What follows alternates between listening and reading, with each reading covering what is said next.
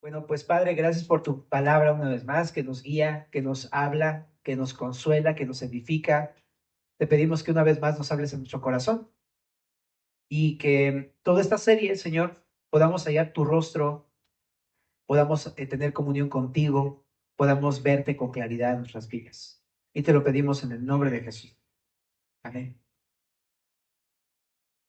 Bien, dice en el capítulo 14 de Marcos, 2 días después era la Pascua y la fiesta de los panes sin levadura. Y buscaban los principales sacerdotes y los escribas cómo prenderle por engaño y matarle. Y decían, no durante la fiesta para que no se haga alboroto del pueblo. Pero estando él en Betania, en casa de Simón el leproso y sentado a la mesa, vino una mujer con un vaso de alabastro de perfume de nardo puro de mucho precio. Y quebrando el vaso de alabastro, se lo derramó sobre su cabeza. Y hubo algunos que se enojaron dentro de sí y dijeron, ¿para qué se ha hecho este desperdicio de perfume? Porque podía haberse vendido por más de 300 denarios y haberse dado a los pobres. Y murmuraban contra ella. Pero Jesús dijo, dejadla, ¿por qué la molestáis? Buena obra me ha hecho. Siempre tendréis a los pobres con vosotros, y cuando queráis les podéis hacer bien. Pero a mí no siempre me tendréis. Esta ha hecho lo que podía, porque se ha anticipado para ungir mi cuerpo para la sepultura. De cierto os digo que donde quiera que se predique este evangelio, en todo el mundo, también se contará lo que ésta ha hecho para memoria de ella. Entonces, Judas Iscariote, uno de los 12, fue a los principales sacerdotes para entregárselo. Ellos al oírlo se alegraron y prometieron darle dinero, y Judas buscaba oportunidad para entregarle. En esta sección lo que vemos es lo que hay en el corazón de dos personajes.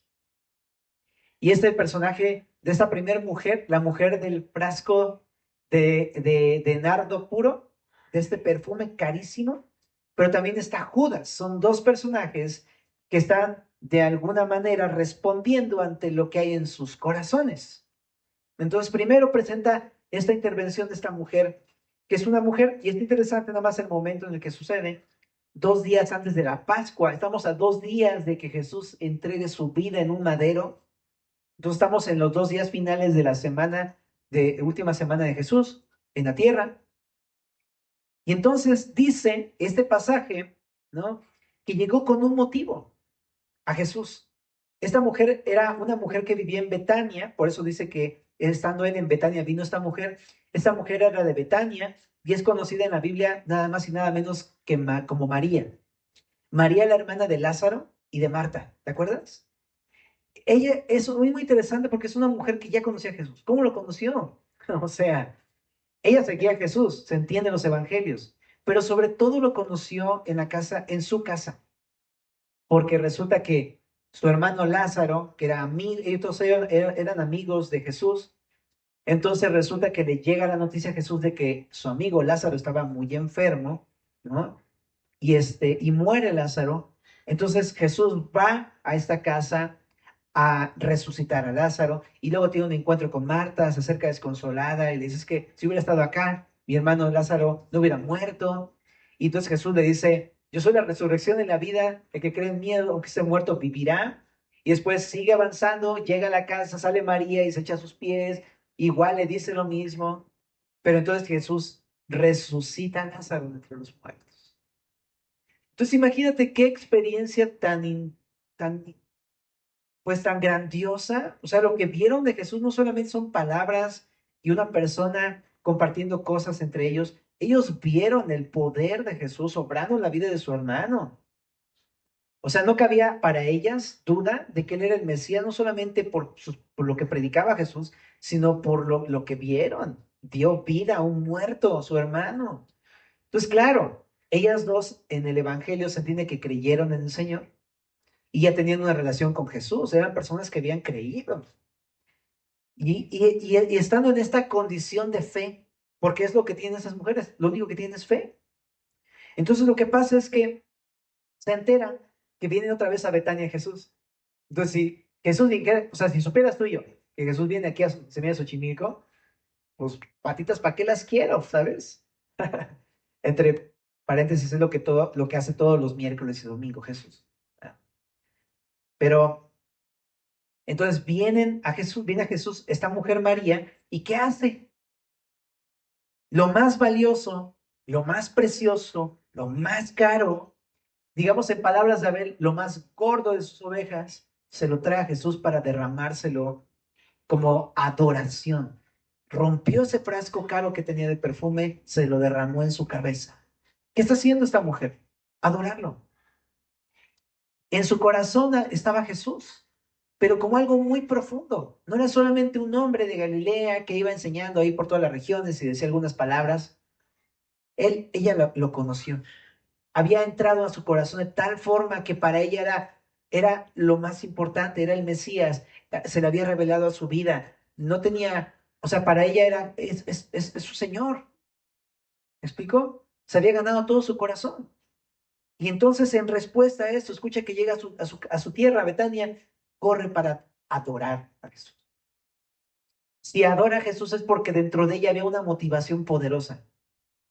Lo conocía, se le reveló, tenía una relación con Jesús y lo que hizo fue adorar a Jesús. ¿Cómo? Derramando lo más caro que tenía, lo más costoso encima de la cabeza de Jesús. ¿Y cuándo? 2 días antes de su muerte. Ajá. ¿Y en dónde fue? Pues ahí en su aldea. ¿Y por qué? Porque era una mujer que oyó y creyó a Jesús. Oyó de Jesús y creyó en Jesús. Simplemente tenía una relación con Jesús de amor. Ujú. Y entonces por ahí dice que la cuestionaron diciendo, ¿para qué le derramas esto sobre su cabeza? Un desperdicio, le hubieras dado a los pobres, ¿no? Pero dice Jesús, no, esto lo hizo para ungirme para mi sepultura. Por eso te decía que tiene relevancia que lo haya hecho 2 días antes de la Pascua. Es como, ¿sabes? Yo estaba meditando en esta mujer, porque Jesús ha estado diciendo durante un buen tiempo que iba a entregar su vida y que iba a resucitar de los muertos. Yo lo que entiendo es que esta mujer ya no solamente había escuchado esto, sino que viendo una muestra poderosa de Jesús en su hermano y en su familia, ella ya no dudaba de lo que Jesús decía. Ella simplemente decía, va a morir, o sea, va a entregar su vida, es lo que nos ha estado predicando. Por eso fue a ungir su cabeza para su sepultura. Ella lo entendía. Lo que iba a hacer en esos días de la Pascua era entregar su vida. Entonces, lo que veo es una mujer llena de fe y si había adoración es porque dentro de su corazón estaba la motivación de adorar. Jesús era todo para ella. ¿Mm? En contraste, está este hombre Judas. Él no estaba pensando en lo que Jesús iba a hacer. Él solo estaba buscando la oportunidad de entregar a Jesús. ¿Por qué? ¿Cuál era su motivo?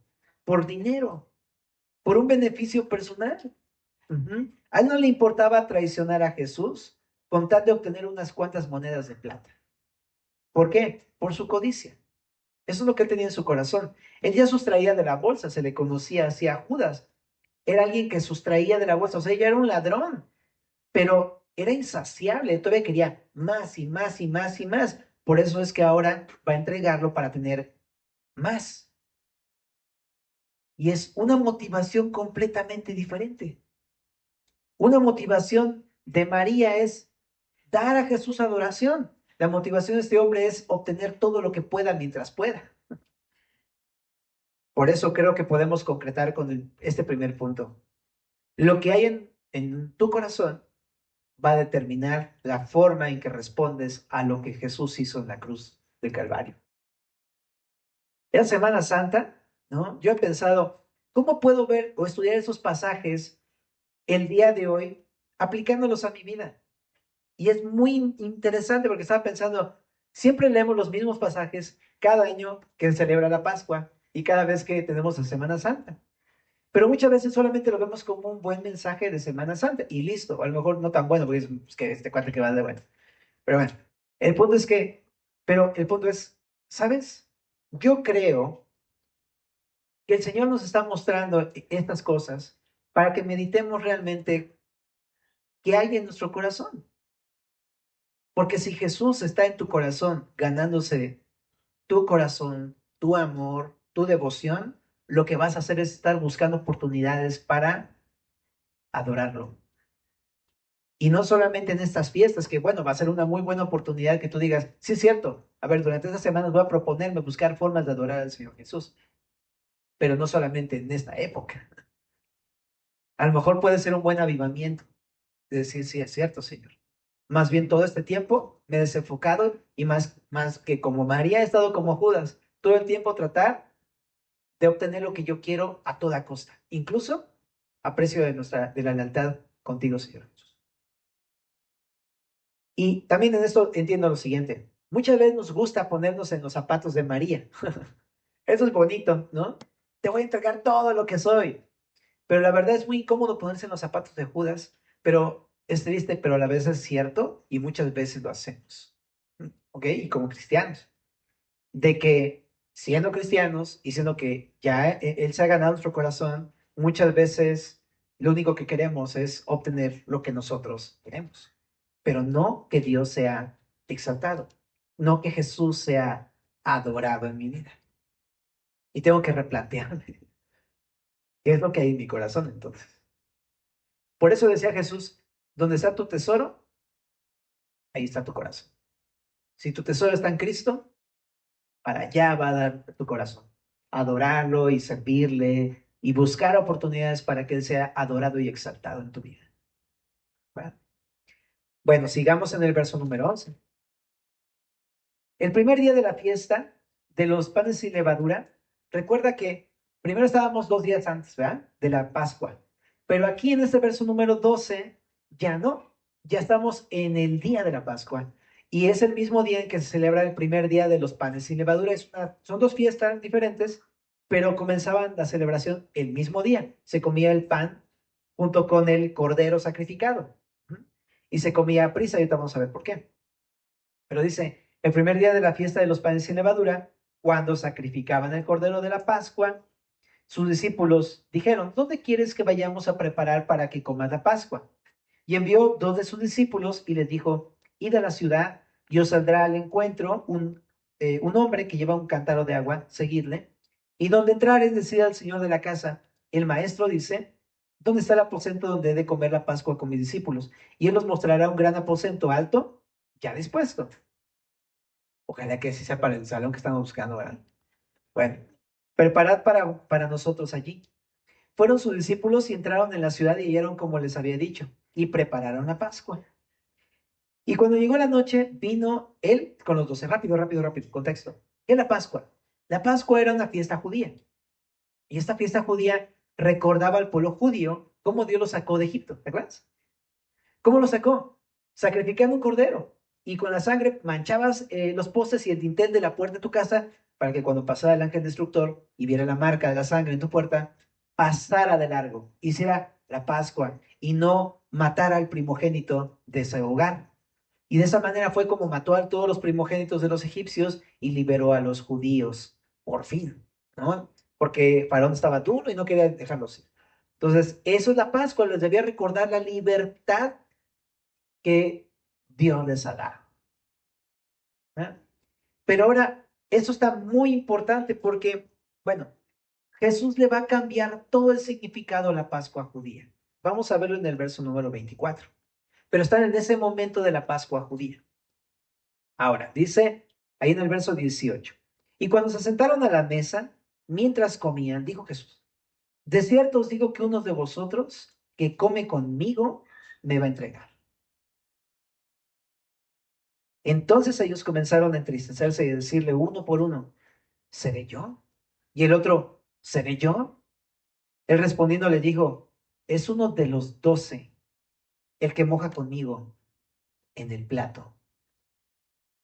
A la verdad el Hijo del Hombre va, según está escrito de él, mas hay de aquel hombre por quien el Hijo del Hombre es entregado. Bueno le fuera a ese hombre no haber nacido. Y mientras comían, Jesús tomó pan y bendijo y lo partió y les dio, diciendo, tomad, esto es mi cuerpo. Y tomando la copa y habiendo dado gracias, les dio y bebieron de ella todos. Y les dijo, esto es mi sangre del nuevo pacto que por muchos es derramada. De cierto os digo que no beberé más del fruto de la vid hasta aquel día en que lo beba nuevo en el reino de Dios. Esta segunda sección lo que hace Jesús es algo muy importante. En el día de la Pascua hace un anuncio. ¿Qué anuncio? El anuncio de que uno de vosotros, el que come conmigo, el que moja conmigo en el plato, me va a entregar. ¡Qué fuerte! Está en un momento de una fiesta, es una fiesta solemne. Y de repente que una fiesta te diga Jesús, uno de ustedes me va a entregar, me va a traicionar. Es algo muy fuerte que está diciendo. ¿Estás de acuerdo? Y luego, más que le dice, pues ¿quién? ¿Quién es el que le va a entregar? Se pone todavía más tenso el asunto, porque dice, es uno de ustedes 12. Ujú. Y le dice, es el que mete conmigo en el plato. Y pues está muy interesante, pues, ¿quién, a ver, quién está metiendo el pan ahí en el plato de Jesús, ¿no? Pero es un poquito entender el contexto. En el contexto judío, todos se sentaban, pero no como ahorita que te sientas así, sentadito, sino era como recostado sobre un lugar y con la otra mano, pues agarrabas el pan, lo remojabas en el aceite balsámico ese, ¿verdad? Y luego te lo comías y todos ahí, así que compartían el aceite y el aceite balsámico y todo lo demás. Y te lo comías, ¿no? Entonces tú estabas muy cerca del pecho del otro, estaban todos así alrededor de la mesa y esa era la postura. Entonces, cuando está diciendo, es uno de los que está conmigo, de los 12 que mete la mano conmigo en el plato, está diciendo, es uno cercano, es mi amigo, es alguien a quien yo le he entregado mi confianza y mi corazón. Qué rudo, ¿verdad? Piensa en algo, o sea, una persona que tú le has entregado tu corazón y tu confianza y que te haya traicionado. Rudo, rudo. Ahora, Jesús está diciendo esto porque estaba escrito en el Salmo 41 y tenía que cumplirse de acuerdo a la escritura que decía, aún el hombre de mi paz, en quien yo confiaba, el que de mi pan comía, alzó contra mí el calcañar.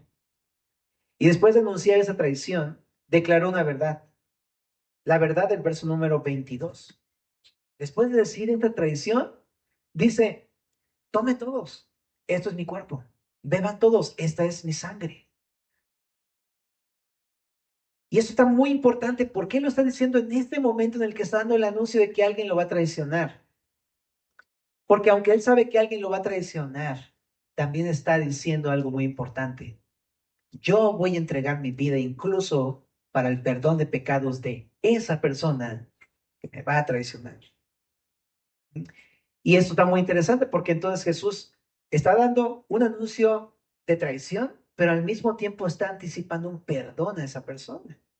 La posibilidad de que Judas, este traidor, podría llegar a ser perdonado incluso aún entregando a Jesús. Y le da un nuevo significado a la cena del Señor. Porque el significado es, antes se trataba de la Pascua judía, lo que vimos este domingo, creo que fue el pasado, ¿verdad?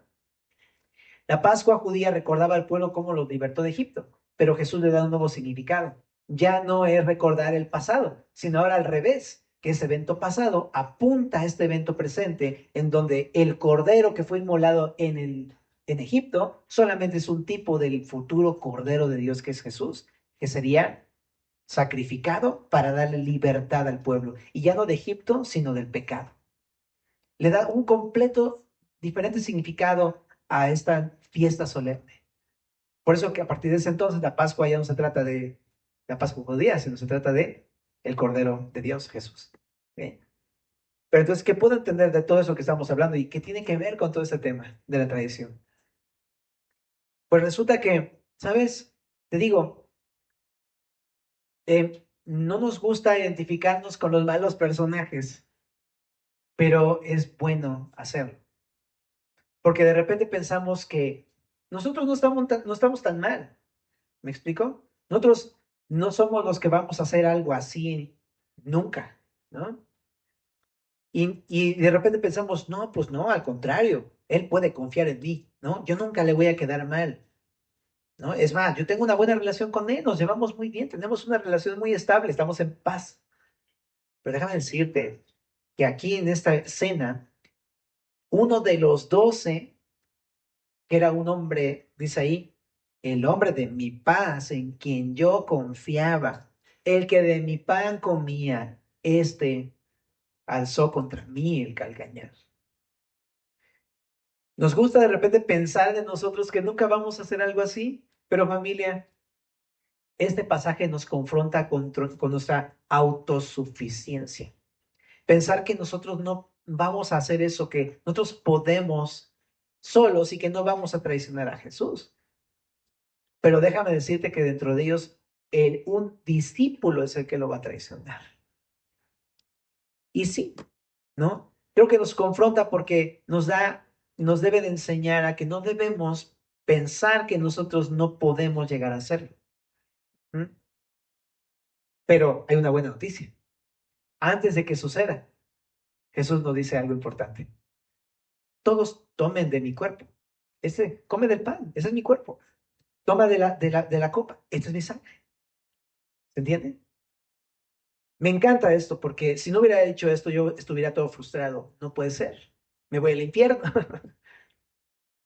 Pero es muy bueno saber que a veces, aunque podríamos llegar a fallarle al Señor de maneras inauditas, horribles, impensables, el Señor Jesús nos ha anticipado su perdón y su amor.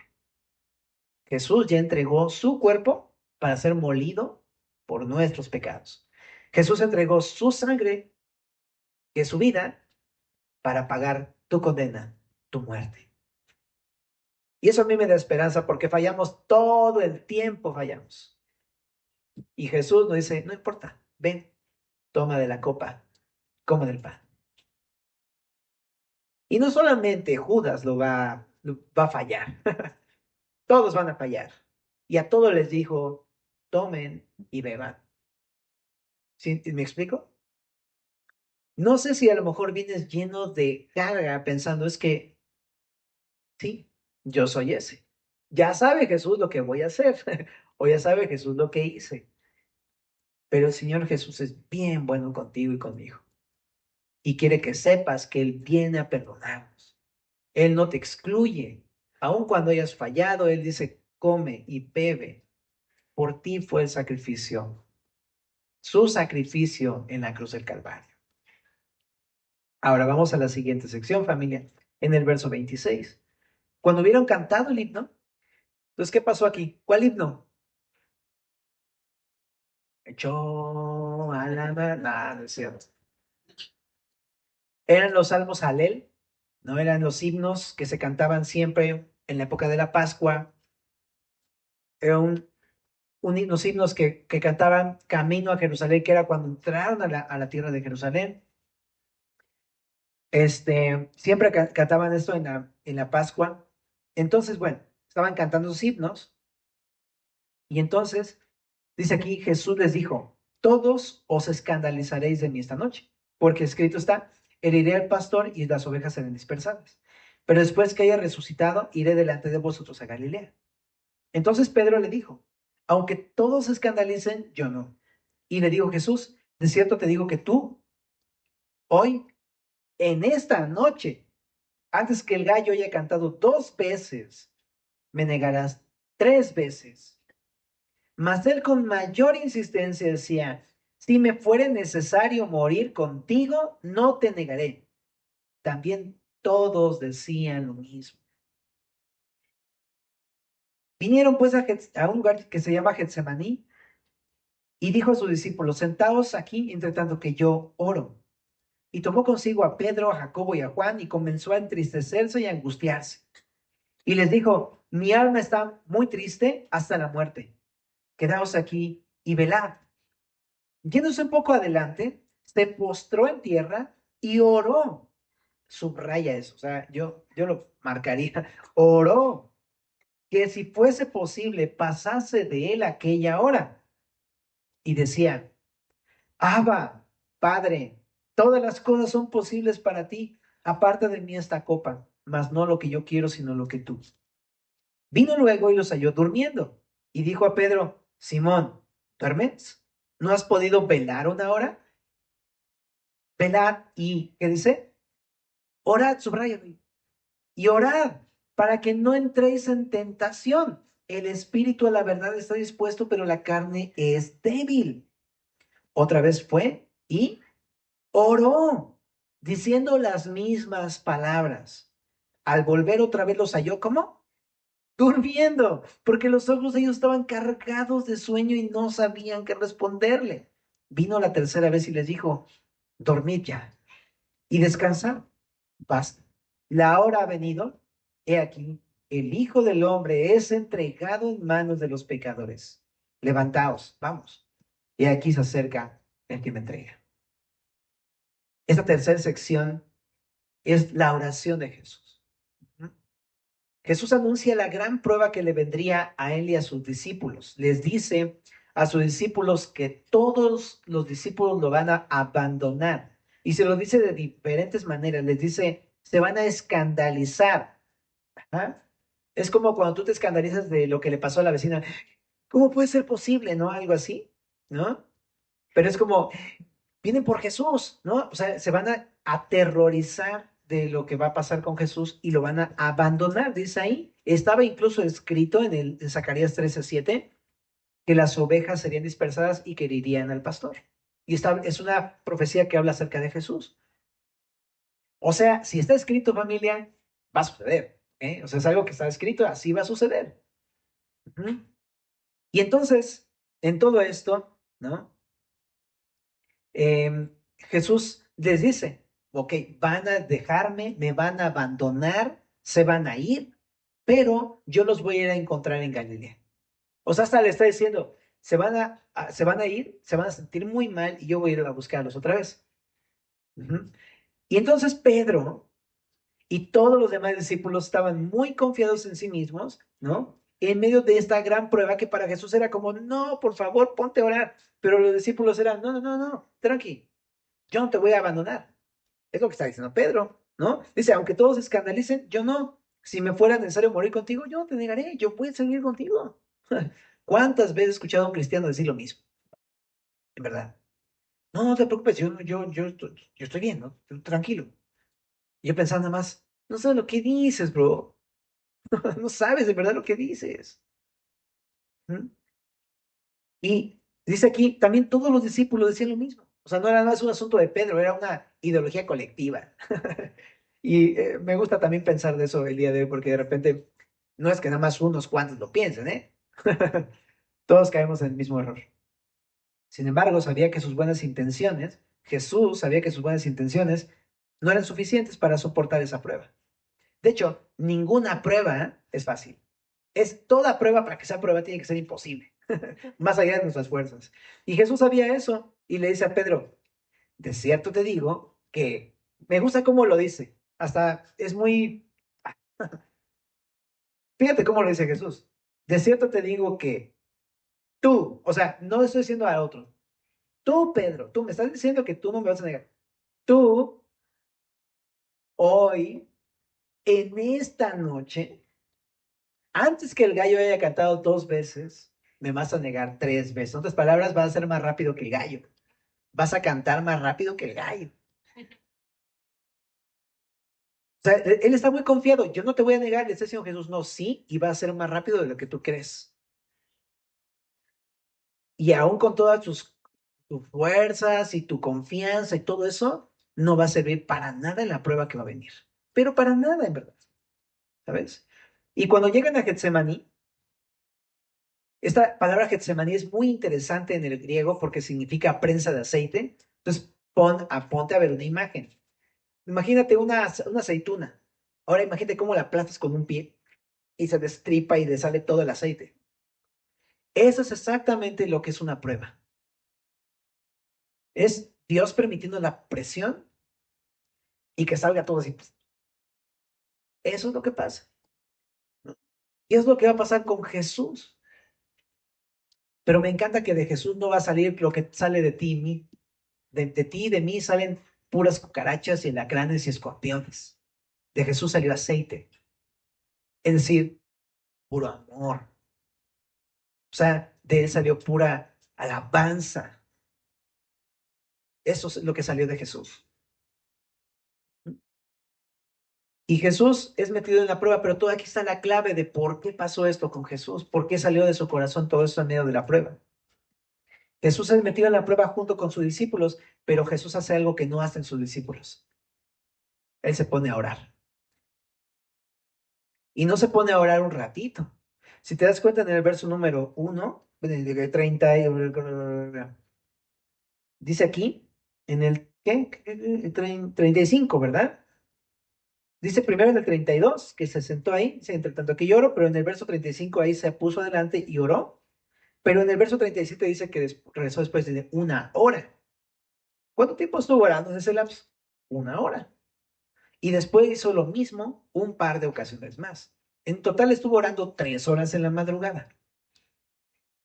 O sea, Jesús era una persona que entendía que ninguna prueba puede ganarse por tu propia fuerza, por tu propia confianza, autosuficiencia. Es más de lo que podemos soportar cualquiera. Jesús sabía eso, y más esta, que es la prueba de pruebas. No ha habido otra prueba más intensa que la que pasó Jesús. Y Jesús sabía que la única forma en cómo poder hacer la voluntad de Dios era pidiéndole a Dios que lo ayudara a hacer su voluntad a través de la oración, y no había otra forma. Y por eso entendía la importancia de orar. Y le está diciendo a sus discípulos, hey, por favor, voy a ir a orar, pero ustedes velen. Le está diciendo, lloro allí y ustedes oran aquí. ¿Y qué hacen los discípulos? Regresa Jesús y todos están dormidos, así, pero dormidos, ¿no?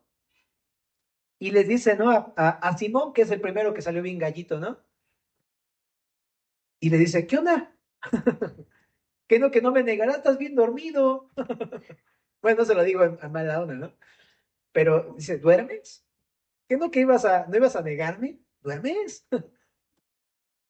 Y déjame decirte, a veces preferimos, mm, no es que no puedas dormir, tienes que dormir bien, obviamente, creo que es algo bueno y gloria a Dios por la camita, pero a veces amamos más la camita porque no entendemos lo importante que es depender de Dios todo el tiempo en las pruebas y estamos bien dormidos. Y eso es lo que sucede. ¿Y por qué estamos dormidos? Muchas veces no es porque necesitamos dormir más. ¿Sabes por qué es? Porque no entendemos la importancia de la oración. No entendemos la importancia de buscar a Dios. Y por eso, 5 minutos. Si supieras que dependieran de esos 5 minutos lo que te va a pasar el día de hoy, bro, sería muy diferente la actitud con que tú lo harías de decir, Dios, no hay pa'l suelo, ¿sabes? Pero no entendemos. Ahora, también aquí el asunto es que dice Jesús, o sea, va ahora 1 hora y luego va con los discípulos y los encuentra dormidos y le dicen, velad y orad. O sea, está insistiendo en decirle, oigan, ya pasé 1 hora, bueno, ya le di chance. Ahora sí, pónganse a orar. Velen, velar significa estén alertas y oren.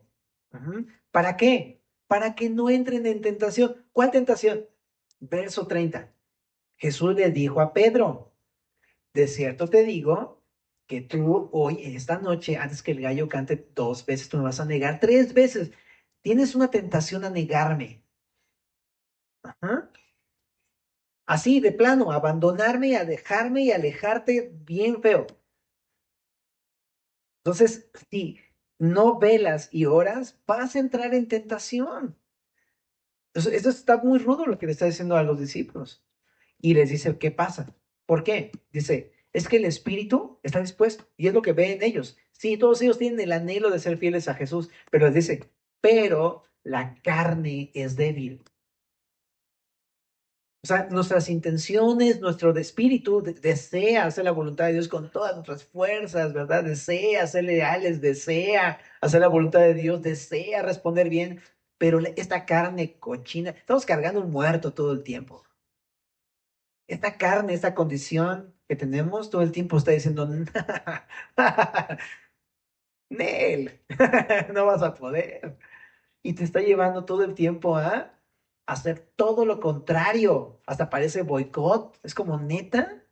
Todo el tiempo es como lo contrario. Voy para acá y no, ven, es para acá. Y tú, no, que ven para acá. No, a ver si puedes. Bueno, a ver, espérate, y ahí estás todo el tiempo. Pablo le decía en Romanos 7, ¿no? El espíritu lucha contra la carne, ¿no? Y se oponen entre sí todo el tiempo. Esa es la batalla. Y por eso dice, esto, o sea, si no te pones a velar y orar, la carne te va a cargar a ti, bro. Y es por eso les estoy diciendo, no vas a poder, no hay otra manera. Y entonces, pero ellos no pueden, no lo entienden, simplemente. ¡Pum! Están totalmente rendidos o sea, están dominados por su carne. Ujú. Están dormidos. Y entonces, al final Jesús en oración obtiene lo que ellos no pudieron orar durmiendo. Él fue fortalecido a tal punto que les dice, ¿saben qué? Duerman ya, descansen. Como diciendo, lo he recibido, lo he asimilado. Dios, el Padre, me ha dado la fortaleza, me ha aclarado su voluntad. ¿Y cuál fue su voluntad? La cruz. Descansen. Ya no es necesario. Yo lo voy a hacer por ustedes. Impresionante. Ya, les digo, no tienen que hacerlo. Yo lo voy a hacer por ustedes. Y no en un mal plan, ¿no? Así de, ay, no, no, usted no lo puede hacer, pues yo lo voy a hacer. No, no, no, no. Es un asunto de, yo sé que no pueden hacer.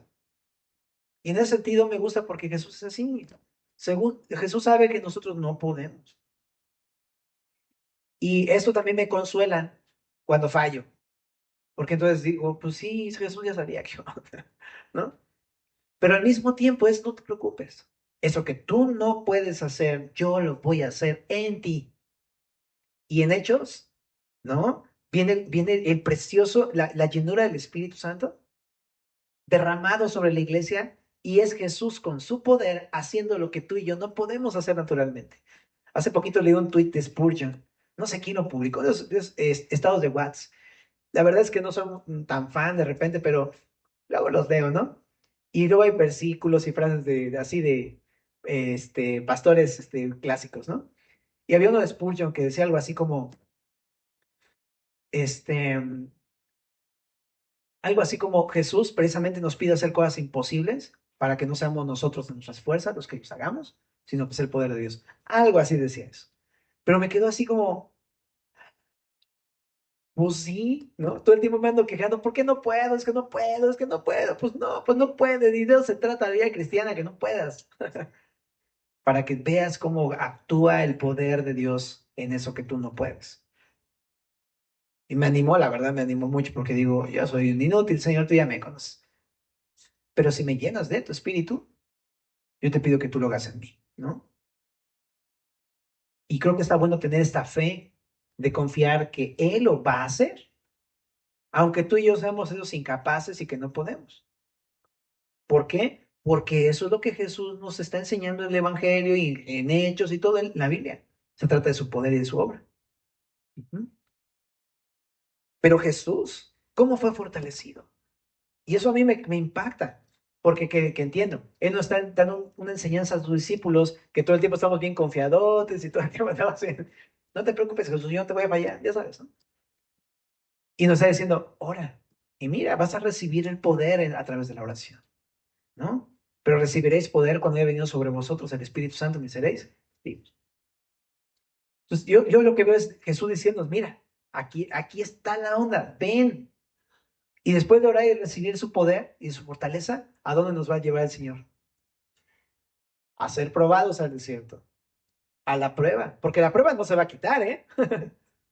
Pero voy a recibir la fortaleza de Dios para poder soportar esa prueba. Está increíble. O sea, los desiertos son inevitables, o sea, ores o no, van a venir. Pero si tú oras, vas a recibir poder de Dios. Yo creo que ahí hay una gran diferencia. ¿Ah? Bueno, y vamos a la última parte, familia, en el verso número 43. Luego hablando él aún, vino Judas, que era uno de los 12, y con él mucha gente con espadas y palos de parte de los principales sacerdotes y de los escribas y de los ancianos. Y el que le entregaba había dado señal diciendo, al que yo besare, ese es. Prendedle y llevadle con seguridad. Y cuando vino, se acercó luego a él y le dijo, maestro, maestro, y le besó. Entonces ellos le echaron mano y le prendieron. Pero uno de los que estaban allí sacando la espada, Pedro, hirió al siervo del sumo sacerdote cortándole la oreja. Y respondiendo Jesús les dijo, como contra un ladrón habéis salido con espadas y con palos para prenderme. Cada día estaba con vosotros enseñando en el templo y no me prendisteis, pero es así para que se cumplan las escrituras. Entonces, todos los discípulos dejándole huyeron.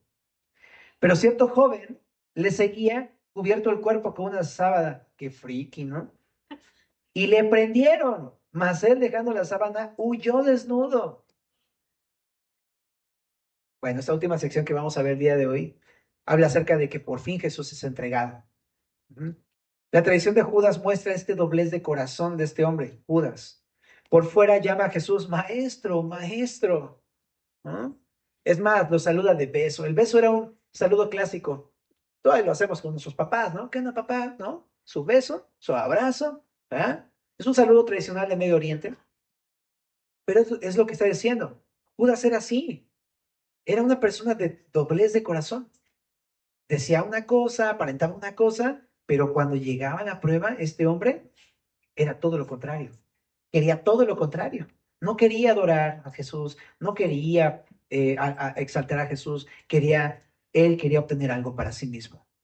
Es más, en su corazón lo que estaba él anhelando era la muerte de Jesús con tal de tener sus 30 mugrosas monedas de plata, ¿no? Entonces nosotros podemos identificarnos con Judas en que en ocasiones a veces llamamos a Jesús así. Él es mi maestro. Estoy aprendiendo del maestro. Y a veces decimos amarlo y adorarlo. Pero en nuestro corazón, muchas veces lo único que nos interesa es obtener lo que queremos. ¿Verdad? A veces duele pensar en eso. Pero a veces es lo que sucede en nuestros corazones. Y cuando se da la oportunidad, estamos dispuestos a cambiar la fidelidad hacia Él por el amor a cualquier otra cosa. Así sean 30 monedas de a peso. ¿Ah? Y eso es lo que sucede. La respuesta de Pedro, ¿cuál fue? La respuesta de Pedro, mientras Judas lo traicionó y ya lo entregó, Pedro, ya sabes, es un gallito, ¿no? Entonces Pedro se va contra el siervo del sumo sacerdote y le corta la oreja derecha. Ahora, no vamos a estudiar esto a fondo, ¿no? Porque en otros evangelios se ve, pero es muy raro porque es la oreja derecha. O sea, si tú eres derecho, ¿cómo le cortas la oreja? Pues, más bien sería la izquierda, ¿no? Entonces, ¿cómo la derecha? Pero no, porque si le hace así, entonces le cortaría la nariz o algo. Entonces, tuvo que haber sido de espaldas a lo mejor, o a lo mejor ni siquiera latinó. O sea, aparte era pésimo con la espada, ¿no? Lo que piensan algunos. Ni siquiera podía agarrar la espada, el Pedro. ¿Ah? Pero bueno, el punto está en que esta era su respuesta. Jesús, yo te voy a defender. Pero la pregunta es, ¿neta? ¿Jesús necesita quien lo defienda? ¿El amo, dueño, señor y soberano del universo necesita que lo defienda alguien? La realidad es que no. Ujú. Y es un poquito otra vez esta cara de la autosuficiencia, ¿no? Señor, yo vengo a ver, aquí vengo yo a defender la fe, ¿no? A ver, tú ya llegó el que tú necesitabas aquí para poder hacer crecer esta gran iglesia. Esta actitud de autosuficiencia, de pensar que uno es la diferencia, ¿no? Este tipo de cosas. Pero además de eso, ¿no? Jesús no necesita que lo defienda. Hay autosuficiencia del corazón de Pedro. Pero aparte, Pedro no está viendo algo que Jesús les está diciendo, que el Padre le ha mostrado su voluntad. ¿Y cuál es la voluntad del Padre? Ser entregado para ser crucificado y resucitar al tercer día. Él piensa que Jesús necesita ser defendido cuando realmente es Jesús el que va a la cruz. Es la voluntad de Dios y Pedro, en su autosuficiencia, en su propia prudencia, está yendo en contra de la voluntad del Padre. Qué locura, ¿verdad? Y de otra manera, el Padre le hubiera dicho, ok, mi voluntad no es que vayas a la cruz, que todos ellos se mueran, pero no fue así. Entonces, pensando que uno hace lo bueno, a veces uno está haciendo totalmente lo contrario a la voluntad de Dios, familia. A veces en la prueba uno desea evadir el sufrimiento, cuando en realidad muchas veces esa es la voluntad de Dios para nuestras vidas. ¿Y cómo saberlo? ¿Cómo saberlo si Dios quiere que sufra en una ocasión? Ora. Ahí es donde vas a saber si Dios quiere que sufras o quiere librarte de esa prueba. Pero no hay otra manera de saberlo que orando. Pero muchas veces va a ser, no, Josuecito, te amo con todo mi corazón, pero yo quiero que tú pases esta situación. Y es como, ok, pues entonces voy a seguir orando para que Dios me dé la fortaleza para hacer su voluntad. Pero te digo, a veces uno se niega rotundamente a sufrir. Y tú piensas que estás haciendo bien porque es como, no, no, le voy a evitar el sufrimiento, le voy a evitar el sufrimiento. Cuando realmente pensando haciendo lo bueno, estás haciendo lo malo porque estás en contra de la voluntad de Dios. Jesús también reprende la forma en la que lo arrestan, como si fuera un delincuente, ladrón u homicida. O sea, dice, como al ladrón medio con palos y todo esto. Y le dice, estuve en el templo enseñando y ahí nadie me agarró. O sea, lo que está diciendo es, no estoy haciendo nada malo. Y aparte, cuando tuvieron oportunidad, no lo hicieron. ¿Por qué? Porque no había por qué prenderme. O sea, él está mostrando que él ha vivido una vida justa en todo momento y que no hay razón para prenderlo. Y lo están prendiendo como si fuera un homicida, como si fuera un delincuente, como si fuera un criminal. Entonces, con esto, ¿sabes? Esta actitud de ver a Jesús como el peor criminal, cuando en realidad preferimos pensar así de él para tapar nuestro propio pecado personal. ¿Se entiende la idea? A veces pasa eso. El malo es Jesús, el perverso no, el mala onda es Dios, ¿no? Mira todo lo que me ha hecho Dios. Pero realmente es la forma más fácil simplemente de evadir que nosotros somos esos pecadores, esos criminales, esos perversos y malos. Nosotros. Dios no ha hecho nada malo. Cuando empiezas a pensar así, estás en los zapatos de los líderes que prendieron a Jesús. Ahora, al final, no solo Pedro, sino que todos huyeron, ¿no? Es lo que Jesús venía diciendo. ¿No oraron? ¿Qué iba a pasar? Pues eso iba a pasar, ¿no? Fracasaron en la prueba por no orar, ¿no? Ahora, incluso cierto joven, había un joven todo friki, ¿no? Porque ¿cómo estás ahí en la calle con una sábana? O sea, ¿qué te hicieron con la sábana? ¿No? A lo mejor, no sé, amaba el sueño, no sé, era un junkie en su casa, no sé. Estaba ahí con una sábana, ahí de chismoso con una sábana, no sé. Y tú dice que aquí incluso lo prendieron y entonces dejó la sábana y se fue desnudo. Dices, qué tipo más raro, ¿no? Pero no tiene sentido, pero para nada sentido pensar en por qué está este versículo aquí, a menos que sea Marcos, el escritor del Evangelio. No tiene ningún otro sentido. Y muchos piensan que este es Marcos y algunos piensan que incluso ya había empezado a ser un discípulo encubierto, ¿no? Pero qué loco porque prefirió la vergüenza a la fidelidad a Dios. Qué loco, ¿no? O sea, por dejar de ser leal a Dios, sufrió la vergüenza. O sea, literal, vergonzoso eso. Pero eso es lo que pasa cuando nosotros dejamos la lealtad al Señor. Es vergonzoso. Pero muchas veces la preferimos en vez de de sufrir la prueba y afrontar la voluntad de Dios. Pero bueno, el punto aquí está en que ninguno de nosotros puede hacer la voluntad de Dios. Ninguno. Todos huyeron. Todos huyeron. Y yo, familia, como tu pastor, te quiero decir que yo, o sea, también fallo, ¿ok? O sea, yo no me voy a poner como un buen ejemplo entre nosotros, la verdad. Todos huyeron, ¿ok? El pastor peca, sí, todos pecamos, ¿ok? No es nuestra intención y queremos ser un buen ejemplo para ustedes, pero todos pecamos, todos huyeron, ¿ok? Ahora también dice aquí, y le puse aquí, ninguno puede hacer la voluntad de Dios, pero el Hijo de Dios sí puede hacer. ¿Mm? Ahora, siendo cristiano, Él es el único que puede hacerlo en nosotros mediante su Espíritu, lo que ahorita platicamos. Pero bueno, al final todo esto tenía un propósito porque era cumplir la Escritura. Pero bueno, ¿qué estamos terminando esta noche, familia, para despedirnos? Yo creo que si podemos llevarnos un aprendizaje de esta primera parte de la tradición es pensar que lo que nos enseña Jesús de las pruebas en ese pasaje. Ujú. Pero de lo que más me impactó a mí, que yo quiero que te lo lleves en tu corazón, es que no se quede como un concepto, sino que se vuelva una necesidad en nuestras vidas, la oración.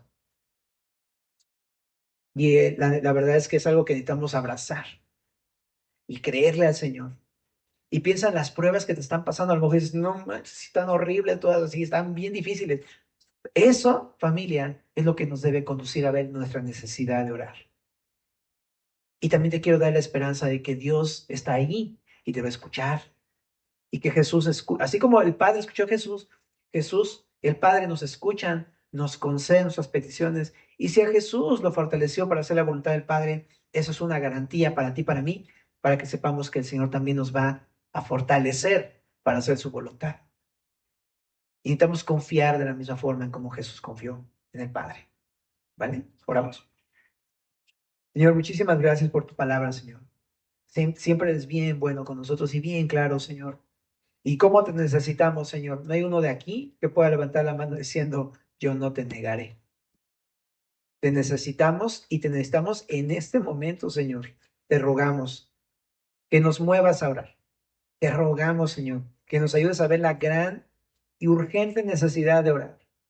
Ayúdanos a estar velando y orando, Señor, teniendo bien en claro que aunque nuestro espíritu esté expuesto, la carne es débil. Y te suplicamos que podamos ver tu mano, tu fortaleza obrando en nuestras vidas, Señor. Te lo pedimos, Señor. Y te pedimos que en las pruebas que nos permites pasar, Señor, que muchas veces fracasamos, podamos ver tu mano y la victoria que tú das, Señor, a tu pueblo. Porque, Señor, eres tú el que lo hace en nosotros. Y te pedimos que tú te glorifiques en esto, Señor, porque se lo enseñaste a sus discípulos para que también nosotros pudiéramos confiar en estas cosas y podamos ver tu mano también el día de hoy en nosotros. No, te lo pedimos en nombre de Jesús.